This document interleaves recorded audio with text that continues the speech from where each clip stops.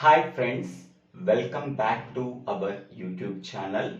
Today we have to discuss about daisy chain priority interrupt or daisy chaining priority in computer architecture course, computer organization course, computer organization and architecture course. First of all, we have to know about what is interrupt. Suppose we are taking any input or output device. It wants to transfer the data into the memory. It generates an interrupt request. That interrupt request is send it to the CPU. At that time, CPU is free or idle. Then immediately process that interrupt request and can send the acknowledgement signal to the IO device. After receiving the acknowledgement signal from the CPU by the IO device, it can ready for data transfer. In this way, interrupt processing can be done. In another case, suppose IO device can send an interrupt signal to the CPU. At that time, CPU is not free. CPU is executing other programs. Then immediately stops the execution of other programs and save their status into the stack. Then immediately process the interrupt request and can send the acknowledgement signal to the IO device. Now the IO device is ready for data transfer. Suppose multiple devices are there. Multiple devices can send interrupt request to the CPU. Now the CPU is which request is processed among the several IO devices request. At that time, CPU always process the highest priority IO device request. CPU process the lowest priority interrupt request in last. Highest priority device interrupt request can be processed first. Lowest priority interrupt device can be processed last. Okay, so in this way we are assigning the priority for each and every device. Which process has the highest priority? That process interrupt request is processed first. Which process has the lowest priority? That process interrupt request is processed last. So this is nothing but introduction about to interrupt. Next one, that interrupt can be processed in two ways. One is a hardware approach. Second one is software approach. In hardware approach, we have to use some hardware components. In the hardware approach, we have to use two techniques. One is daisy chain priority interrupt. Second one is parallel priority interrupt. In software approach, we have to use only one technique. That technique is polling. Polling is a software approach. Daisy chain priority interrupt is a hardware approach. Parallel priority interrupt is a hardware approach. Now we can go for daisy chain priority interrupt. This diagram shows the daisy chain priority interrupt. It is a hardware approach. Which IO devices are ready for data transfer? That devices can send a interrupt request. That devices are connected in a serial or a chain fashion. In this example, three devices generates an interrupt request. These three devices are connected in a serial fashion or are in a chain fashion. Among that three devices, device 1 has the highest priority and device 3 has the lowest priority. How these three devices are connected in a serial fashion? Each and every device has one input and one output. The input is PI. PI stands for priority input. The output is PO. PO stands for priority output. The priority output of device 1 is connected as priority input of device 2. Priority output of device 2 is connected as priority input of device 3. Priority output of device 3 is connected as input of next device. In this way, these three devices are connected in a serial fashion or are in a chain fashion. Next one, in this diagram, here we have to use two lines. The first line is interrupt request line. The second line is interrupt acknowledgement line. Interrupt request line can receive the interrupt request from these three devices and send it to the CPU by using the input INT. INT stands for interrupt. Next one, what is the purpose of interrupt acknowledgement line? The interrupt acknowledgement line is used for carrying the interrupt acknowledgement signal that is generated by the CPU. That interrupt acknowledgement signal can send it to the interrupt acknowledgement line by using the output called INTACK. INTACK stands for interrupt acknowledgement. By using this output, CPU can send the interrupt acknowledgement signal to the IO device that has the highest priority by using the interrupt acknowledgement line. Okay, so CPU has one input and one output. Input is INT and output is interrupt acknowledgement signal. And another one is VAD1, VAD2, VAD3. So VAD stands for vector interrupt address. VAD1 is the vector interrupt address of device 1. VAD2 is the vector interrupt address of device 2. VAD3 is the vector interrupt address of device 3. Next one is processor data bus. Processor data bus is used for receiving the vector interrupt address of a particular device that generates an interrupt request and it can be sent it to the CPU. Okay, so these are the terminologies we are used in this daisy chain priority interrupt. Now, how this interrupt processing can be done by using daisy chain priority interrupt.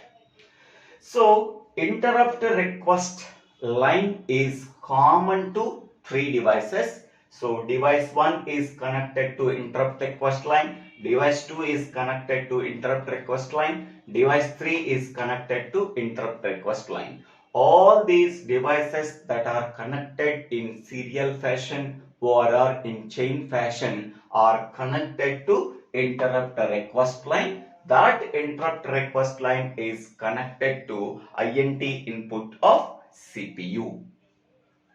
Suppose device 1 wants to transfer the data into the memory. At that time, device 1 can send a interrupt request to the CPU through the interrupt request line.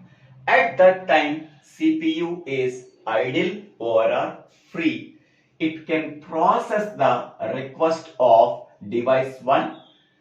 then immediately it can send the acknowledgement signal through the INTACK into the interrupt acknowledgement line. This interrupt acknowledgement line carries the interrupt acknowledgement signal that is connected to the PI input of device 1.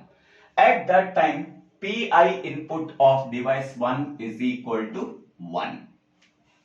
Whenever PI input of device 1 value is equal to 1, so it get the interrupt acknowledgement signal from the CPU. Now device 1 is ready for data transfer. Whenever device 1 is ready for data transfer, it can send the vector input address, vector interrupt address of device 1 is placed into the processor data bus. This vector interrupt address can be sent it to the CPU. Then CPU will know device 1 interrupt request is processed. After data transfer is completed of device 1, then it can set PO value is equal to 0. Okay. Whenever any device PI value is equal to 1 and PO value is equal to 0, that means this device sends an interrupt request and can receive the interrupt acknowledgement signal from the CPU and transfer the data into the memory. That device address can be sent into the CPU by using the processor data bus. So now device 1 completed the interrupt request. That means device 1, whatever the data that we want to transfer into the memory, that can be completed when PI value is equal to 1 and PO value is equal to 0. Okay. Now, in second case, device 2 is only interested to transfer the data into the memory. At that time, it can generate an interrupt request that can be sent it to the CPU through the interrupt request line. CPU can immediately process that interrupt and send the acknowledgement signal to the device 1. So at that time, device 1 PI value is equal to 1. But device 1 is not interested to transfer the data into the memory. That means device 1 does not interest to send a interrupt request to the CPU. At that time, device 1 PO value can be set as 1. Whenever any device PI value is equal to 1 and PO value is equal to 1, that means this device does not interest to transfer the data into the memory. That means it does not generate a interrupt. Okay. Whenever PI value of device 1 value is 1, PO value of device 1 value is 1, it does not interest to generate an interrupt.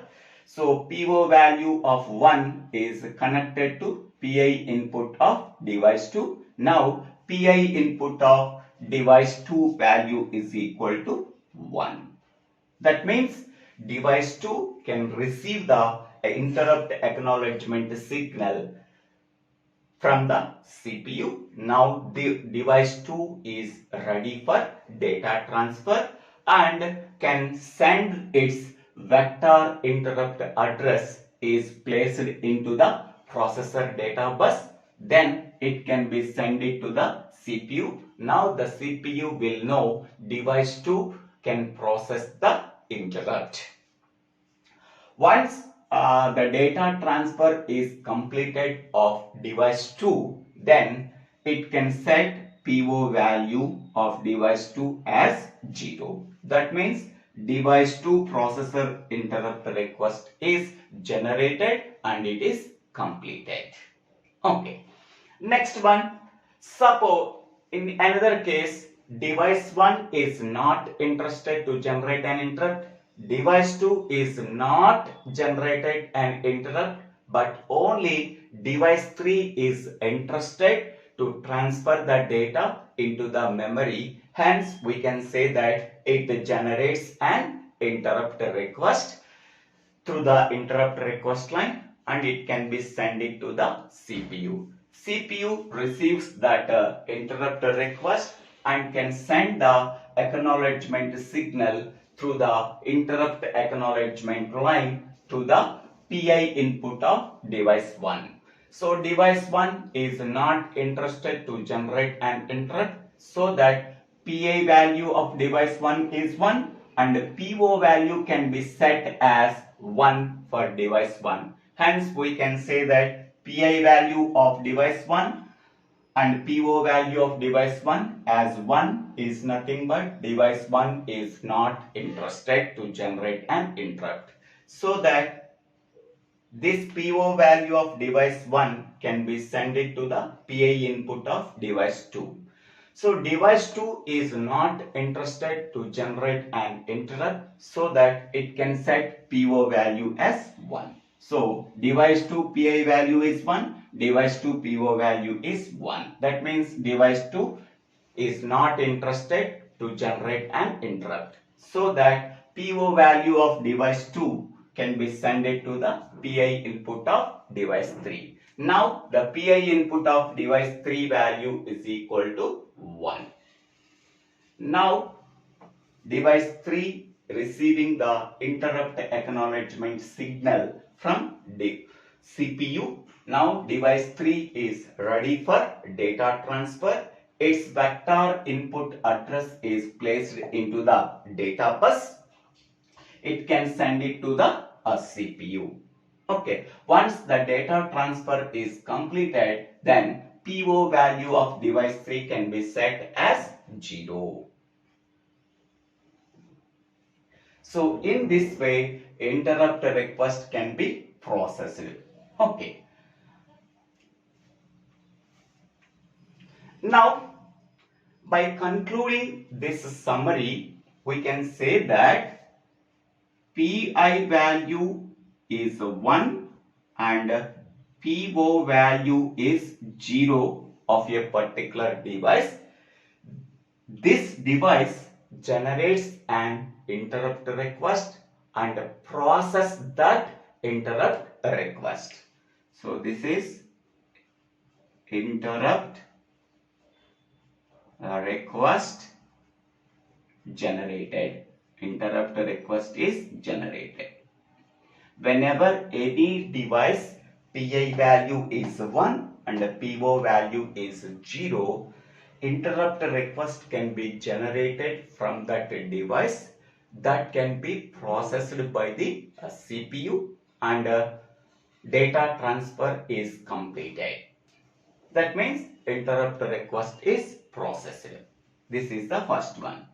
Second one is PI value is 1 and PO value is 0. That is, interrupt request is not generated. Interrupt request not generated. Okay. Any device is not interested to generate an interrupt. That device PI value is 1 and PO value is 0. Okay. Next means among that 3 devices, only one device can generate an interrupt request and one device can process that interrupt request, because among that 3 devices only one device has the highest priority. So only that device can generate an interrupt request and process that interrupt request by the CPU. Even though 3 devices can generate the interrupt request, but CPU can process the highest priority interrupt device request. Okay, among the three devices, device 1 has the highest priority. Okay, but if it is not interested to generate an interrupt, give the chance to the next highest priority device. Device 2 is not interested to generate an interrupt, next give it the chance to the device 3N. If device 1 is not interested to generate an interrupt, its PI value is 1 and PO value is 1. If device 2 is not generated to generate an interrupt, its PI value is 1 and PO value is 1. Device 3 is interested to generate an interrupt, then its PI value is 1 and PO value is 0. Okay, among the three devices, only one device interrupt request is processed. Which device has the highest priority, that device interrupt request is processed. Once it is completed, then chance given to the next highest priority device. So which device has the highest priority among the three devices?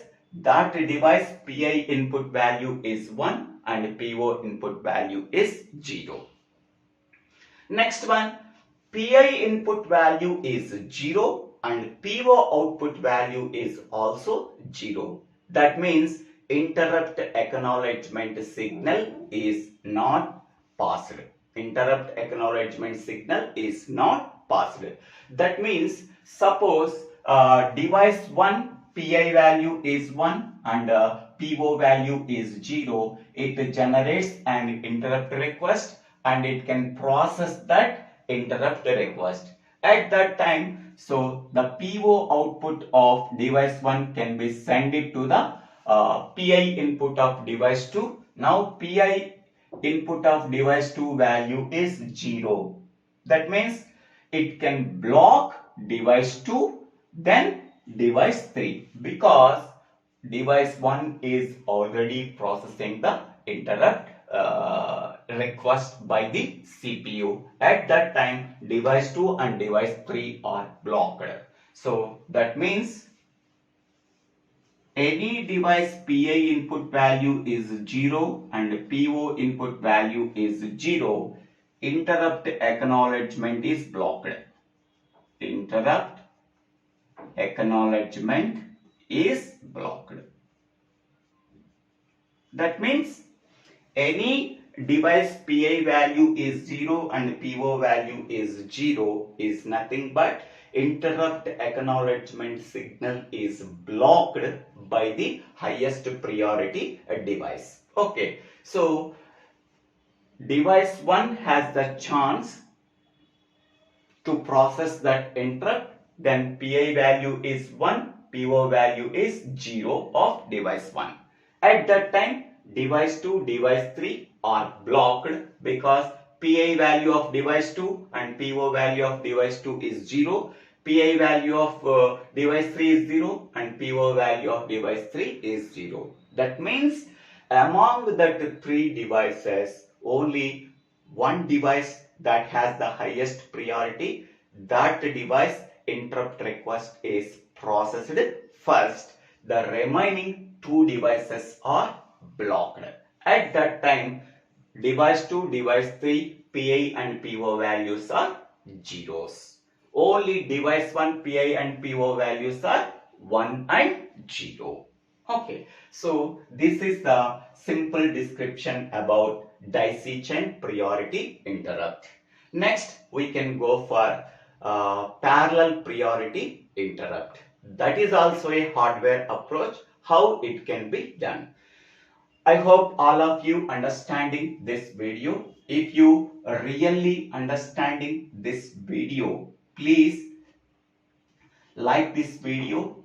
Please click on the like button and share this video to your friends and classmates. If you really understanding this video, please share this video to your friends and classmates after subscribing my YouTube channel. So Divvela Srinivasarao.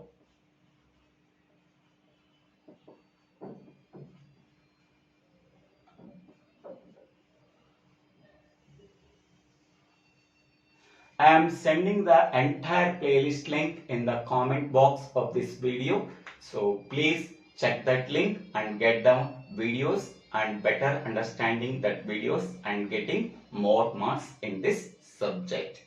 Whenever these three devices are connected in a serial fashion, device 1 has the highest priority, device 3 has the lowest priority. So thank you one and all for watching this video.